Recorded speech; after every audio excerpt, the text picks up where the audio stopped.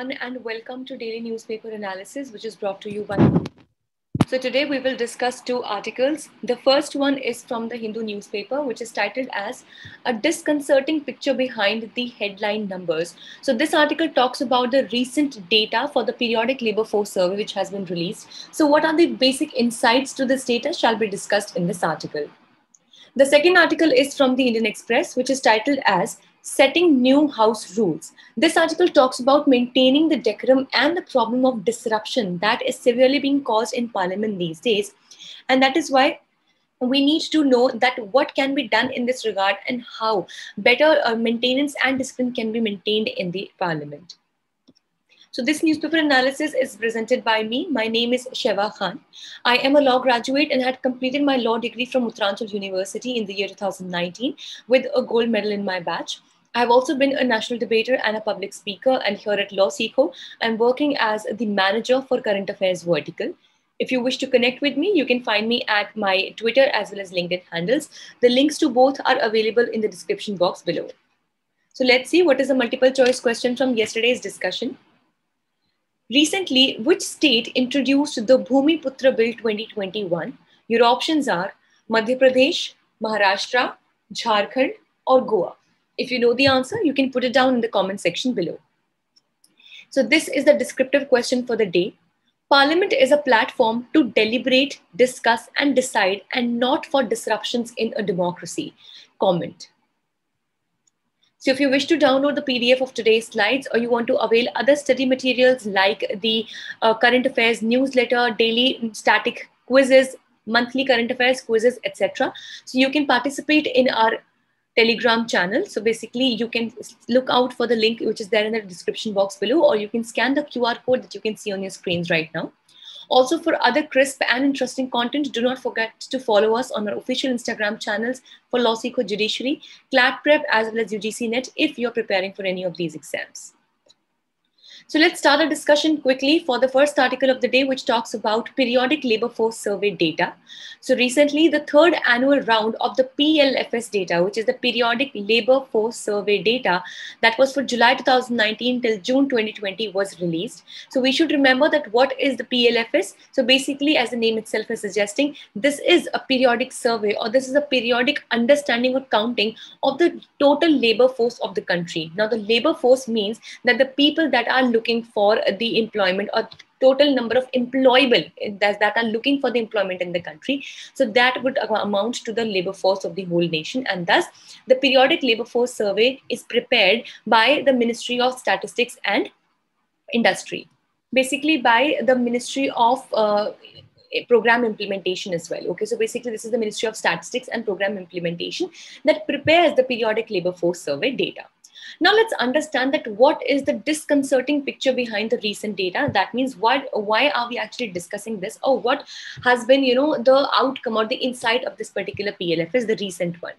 So the periodic labor force survey 2019-20 was expected to provide the official estimate of labor market distress caused by the low GDP and the lockdown. So definitely it was very much expected that because of the low GDP, as we were already hitting a lower side of the economy, and of course because of the lockdown which is caused due to the COVID-19, so there was definitely an expectation of the distress that could have been seen on the labor market. But however, the data shows a decline in the unemployment rate to 4.8%, which is the lowest in the last 3 years, which means that the unemployment is not that severe, which means that according to the data, more people have been provided employment as compared to the data from the last 3 years. Yes, this comes out to be a bit surprising because we, as being outsiders, if we try to understand the labor market, we could understand that the market was into distress because of the low economy, and as well as the lockdown caused a lot of factories and all the workplaces to shut down. And that is why we generally thought that the unemployment rates would go higher. But surprisingly, the data actually shows a decline in the unemployment rate to 4.8%. Also, the LFPR, which is basically the labor force participation rate, it increased from 36.9% to 40%. Now, the LFPR basically is that the number of people that are seeking the employment. So basically, this also increased, from 36.9% to 40%. And the WPR, which is the worker population ratio, it also increased from 34.7% to 38%. So there was an approximate increase of 4% in both the things, be it the labor force participation rate or be it the total employment rate. Now, the worker population ratio basically means the number of employed people, the people in the labor force that have actually been given the employment or that actually are working with a proper employment. So that also has increased. So there was an increase in the share of population in labor force, along with even a higher increase in the share of those who were able to find the employment. So this is definitely the idea that we are getting from the previous data.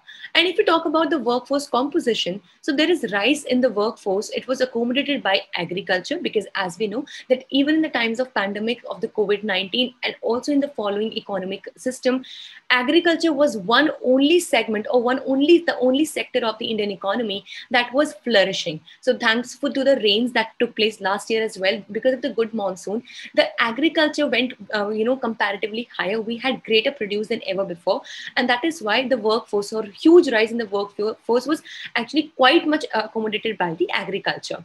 And the proportion of the unpaid family members also increased, because many times there are family members that are working on the same, what we call as the disguised employment as well, that a lot of family members, they work on the same piece of land. They think that they are employed, but are they really getting anything in return of their employment or anything significant in return of that? That is definitely doubtful. And that is why the unpaid family members the proportion has actually increased. So as we know that the PLFS data, to be very precise, it captures the key indicators of the labor market. And there are two most important key indicators. First, as we discussed, was the labor force participation rate. And the second was the worker population ratio and also the unemployment rate. So basically, these are the three most important indicators. And it also provides data on earnings of different segments of workers. So let's see that what has been the impact of lockdown. So the average monthly income for salaried workers has increased by 2%, which has actually been adjusted according to the inflation for April and June 2020. But the real monthly per capita consumer expenditure, it actually declined by 7.6%. And that is why this does not really match. Because if the salary or the income is increasing, so definitely the capacity of a person or a consumer to spend should also increase. But that was not the case. And thus this PLFS data is seen to be quite erratic as compared to the kind of data that we had before.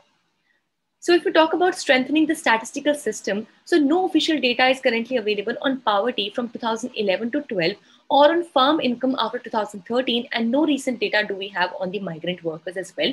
And that is why if we want to keep a better track on the entire system of the labor market in the country, we need to have precise data available in all the fields available.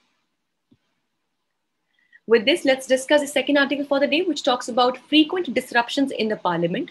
So frequent disruptions in the parliament, they are being seen as replacing the genuine reason why parliament was there, that was discussion. And that thus discussion is now no more being the foundation of the parliament. And that is why we are totally missing it out on the legislative functioning. So let's understand that what are the causes of disruption and changes that are required, which have been mentioned in this article. So in 2001 conference in Parliament that was there to discuss discipline and decorum in the legislature, it identified 4 basic reasons for disruption.